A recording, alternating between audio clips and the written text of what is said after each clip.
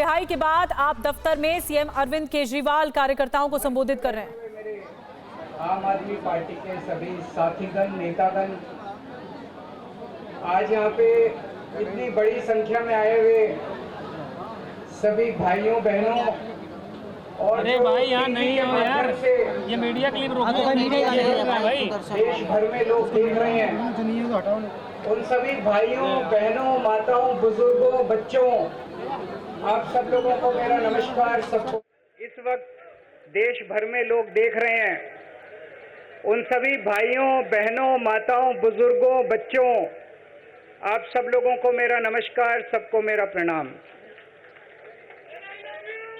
I love you too. सबसे पहले मैं ऊपर वाले का शुक्रिया अदा करता हूं, भगवान का शुक्रिया अदा करता हूं, जिनकी हमेशा हम लोगों के ऊपर बहुत कृपा रहती है, बहुत आशीर्वाद रहता है भगवान का, भोलेनाथ का, हनुमान जी का बहुत आशीर्वाद रहता है। इसी वजह से इतनी बड़ी बड़ी मुसीबतों से निकल के हम लोग आते हैं।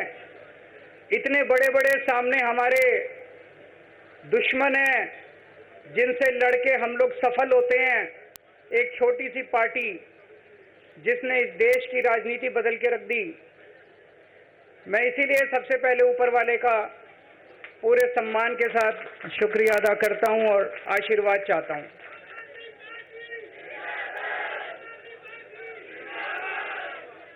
मैं उन लाखों लाखों लोगों का शुक्रिया अदा करता हूं जिन्होंने हम लोगों के लिए, जब हम लोग जेल में थे, मैं, मनीष सिसोदिया जी, संजय सिंह जी, विजय नायर जी, अभी सतिंदर जैन जी हैं, अमानतुल्लाह खान हैं, उनको वो भी जल्दी आएंगे मैं उम्मीद करता हूं। जिन जिन लोगों ने हमारे लिए दुआएं की, मन्नतें मांगी, मंदिर मस्जिद गिरजे गुरुद्वारे गए, उन सब लोगों का मैं तहे दिल से शुक्रिया अदा करता हूं।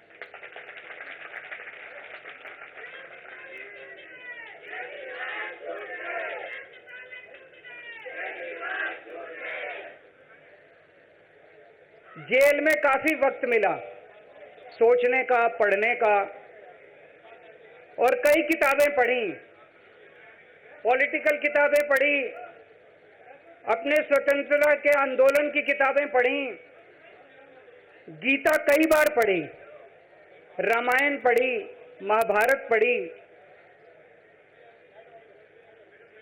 आज मैं अपने साथ एक किताब लेके आया हूं, ये भी मैंने कई बार पढ़ी, भगत सिंह की जेल डायरी। आप लोगों ने पढ़ी है?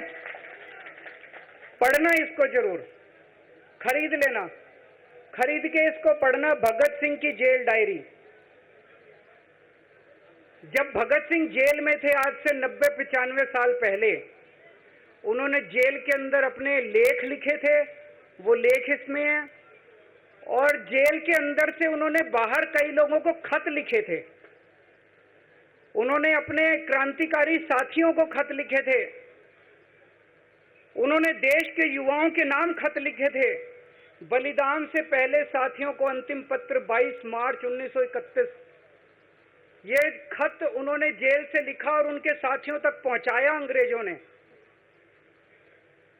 बटुकेश्वर दत्त की बहन प्रोमिला को पत्र, बचपन के दोस्त जयदेव गुप्ता को पत्र, वाइसरॉय को पत्र, ये सारे पत्र अंग्रेजों ने भगत सिंह के पहुंचाए।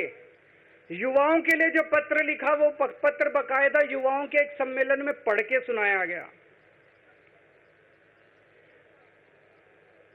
भगत सिंह की शहादत के 95 साल बाद आजाद भारत के अंदर एक क्रांतिकारी मुख्यमंत्री जेल गया।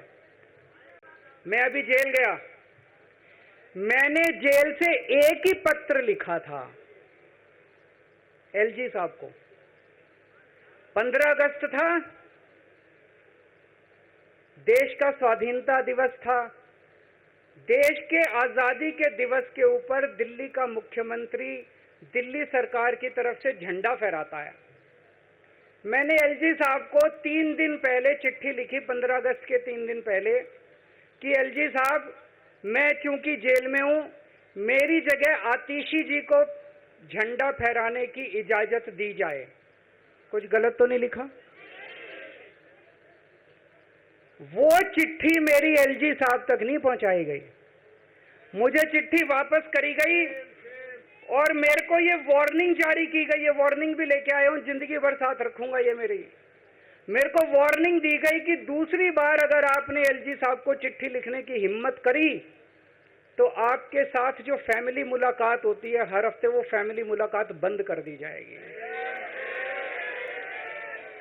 मैं मन में सोच रहा था, अंग्रेजों ने भी नहीं सोचा था कि आजाद भारत के अंदर 95 साल के बाद अंग्रेजों से ज्यादा क्रूर और अत्याचारी शासक इस देश के ऊपर आएगा। आपने सुना होगा बटुकेश्वर दत्त और भगत सिंह ने असेंबली में एक बम फेंका था, या सुना सब लोगों ने? तो दोनों को जेल हुई, दोनों को एक ही जेल में रखा गया, बगल बगल वाली कोठरी में रखा गया। ये मैं चिट्ठी पढ़ के सुना रहा हूं आपको भगत सिंह की, जो उन्होंने प्रमिला को, बटुकेश्वर दत्त की बहन को लिखा। कल रात बट्टू को किसी दूसरी जेल में भेज दिया गया है, तब तक वो उनके साथ ही था भगत सिंह के।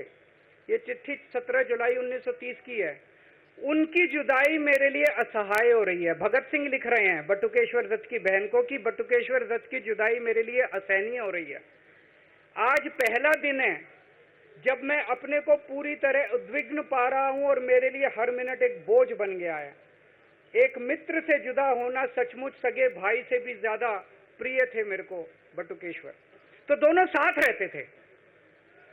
95 साल के बाद मनीष सिसोदिया और केजरीवाल एक ही केस में जेल जाते हैं।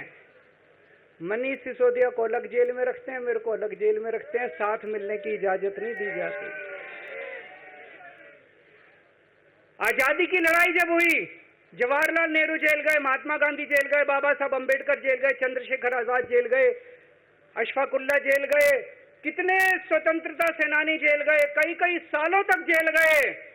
जब वो जेल जाते थे उनसे मुलाकात के लिए उनके साथी उनसे मिलने जाया करते थे, उनके घर के लोग जाते थे, उनके रिश्तेदार उनसे मिलने जाते थे, और जब वो मिलने के लिए जाते थे वो उनसे पॉलिटिकल बातें करते थे। वो उनसे बातें करते थे कि कैसे अंग्रेजों को उखाड़ के फेंकना है, जब मिलने के लिए जेल में जाते थे। जब मैं जेल में था एक दिन संदीप पाठक मेरे से मिलने के लिए आया। मैं भी पॉलिटिकल आदमी हूं, वो भी पॉलिटिकल, हमारी पार्टी का संगठन मंत्री है। आके उसने मेरे से पॉलिटिकल बातें करी, और क्या करता, रोमांटिक बातें थोड़ी करता। तो पॉलिटिकल आदमी वो, पॉलिटिकल आदमी मैंने उससे पूछा देश में क्या चल रहा है, उसने देश की पॉलिटिकल हालत बताई। मैंने उससे पूछा पार्टी में क्या चल रहा है, उसने संदीप पाठक को ब्लैकलिस्ट कर दिया गया, उसके बाद मेरे से मिलने नहीं दिया गया।